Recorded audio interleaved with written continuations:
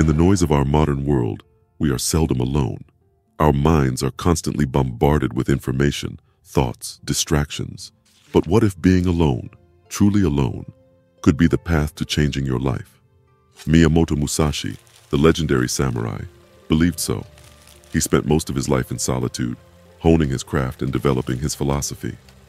In his final work, Dokudo, or The Path of Walking Alone, Musashi left us 21 precepts that guide a person towards a fulfilling life, a life enriched by the power of solitude. Join us as we delve into Musashi's philosophy of solitude and discover how being alone can indeed change your life. Before we dive into the profound thoughts he left behind, let's first delve into who Miyamoto Musashi was. A revered figure, a ronin, a roving samurai without a lord, Musashi was born in 1584 in a Japan torn apart by civil wars. His prowess with the sword was unparalleled, but it was his profound wisdom that continues to inspire us centuries later. He was an artist, a philosopher, and most famously, a swordsman who won over 60 duels, many of them to the death. But his journey was far from a trail of endless violence. It was a path that led to deep introspection and wisdom. Musashi's life was marked by a relentless pursuit of mastery over self, through discipline, dedication, and crucially, solitude. Musashi's solitude wasn't about a monk-like existence away from society. It was about mental solitude, a self-imposed state of mind where the chatter of the external world was muted. He advocated introspection and a clear mind free from distractions as the path to self-improvement. This understanding was encapsulated in his Dokudo, which translates to the path of walking alone. Through these precepts, he provided guidance on how to live without fear, regret, or distraction, and the importance of being true to oneself.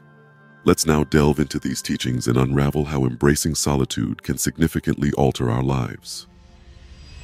The importance of solitude. Musashi's philosophy emphasized solitude, not as a means to isolation, but as a path to self-discovery and self-improvement. He believed that solitude allowed him to sharpen his mind and body without distraction, honing his skills and understanding himself at a deeper level. In the silence and peace of solitude, he found clarity, freed from the influence and judgment of others. It was an opportunity for him to learn, grow, and come to terms with his own strengths and weaknesses, without the external noise that often clouds our judgment and self-perception. Musashi wrote, "Think lightly of yourself and deeply of the world." He urged people to turn their focus outward, to observe, learn, and understand the world around them, while maintaining a humble sense of self. It's about removing ego and opening oneself to the vast knowledge the world has to offer. This humble self-awareness, coupled with a profound understanding of the world, forges a formidable path towards self-improvement and personal growth. But how can we apply these ancient teachings to our modern lives? Let's delve into practical ways to walk our own path of solitude, guided by Musashi's wisdom. The lessons Musashi gleaned from solitude are not just applicable to the life of a samurai, but can be carried into our lives today, centuries later. He formulated these insights into the Dokudo, also known as the Path of Aloneness, or the Way to Go Forth Alone, a short work written a week before his death. One of the lessons Musashi teaches us is the value of self-reliance. He states in the Dokudo, "Do not seek pleasure for its own sake." This is a reminder that fleeting happiness derived from external validation or material possessions does not lead to long-lasting fulfillment. Instead, Musashi urges us to find satisfaction within ourselves, in our actions, and in our personal growth. Another key point in the Dokudo is the principle of do not, under any circumstances, depend on a partial feeling. This urges us to not act impulsively based on transient emotions, but to carefully contemplate our actions and their consequences. Our decisions should be thoughtfully made, fully conscious, and independent of fleeting feelings or external influences. Furthermore, Musashi highlights the importance of being unattached to physical and temporal things. In the Dokudo, he advises, do not hold on to possessions you no longer need. This counsel to let go of unnecessary attachments isn't just about material possessions.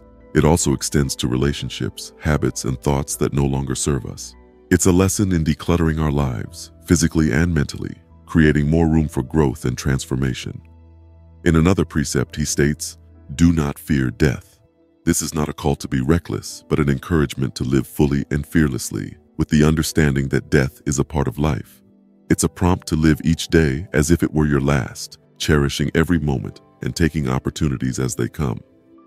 And lastly, he urges us to be detached from desire your whole life long. This teaches us to free ourselves from the constant yearning for more that often leads to dissatisfaction and unhappiness. It's about learning to be content with what we have while still striving for self-improvement. These are just a few of the principles Musashi left us in his Dokudo. They provide us with a roadmap for navigating life, highlighting the value of introspection, self-reliance, thoughtful decision-making, and detachment from the superfluous. Today's world is vastly different from Musashi's time. We're constantly connected, with technology tying us together more closely than ever before. But while these connections can bring us closer, they can also prevent us from truly being alone, from experiencing solitude in its fullness. Yet, as Musashi emphasized, solitude holds immense value for personal growth and self-understanding. So how can we implement Musashi's lessons on solitude in our interconnected world?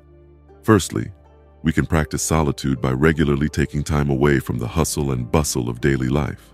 This could be through daily periods of silence and solitude, be it through meditation, walks in nature, or simply sitting quietly in a room. During these times, allow yourself to think, reflect, and just be.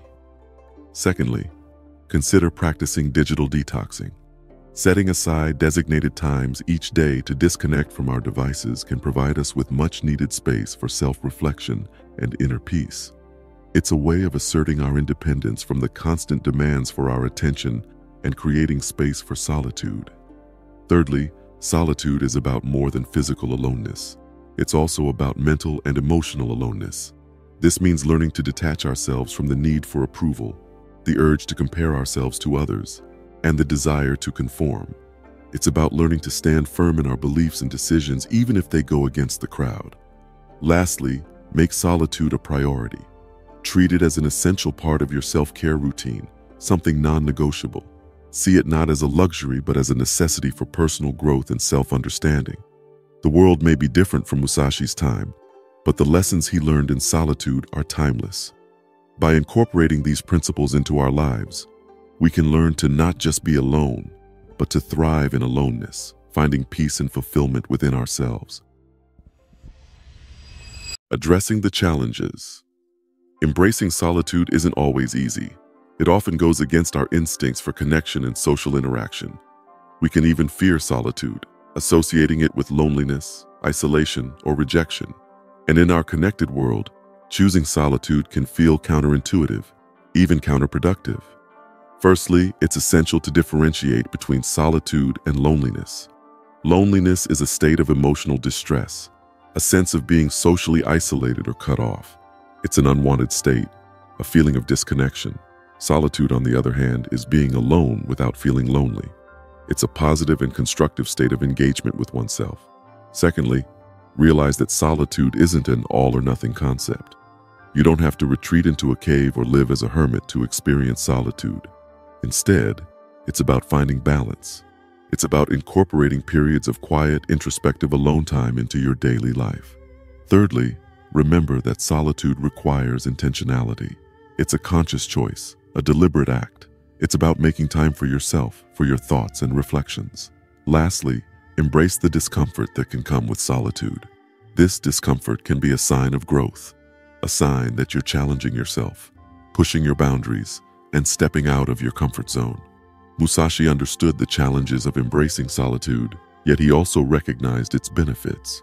Through his life and his teachings, he gives us a blueprint for overcoming these challenges and harnessing the transformative power of solitude. The journey through the life and teachings of Miyamoto Musashi is a powerful reminder of the significance of solitude in personal growth and self-realization. The path to self-mastery often requires walking alone. The journey may not be easy, but it is undoubtedly rewarding. And perhaps, as Musashi did, you too will discover that being alone can indeed change your life. Thanks for watching. If you found value in this video, please like, share, and subscribe for more philosophical explorations.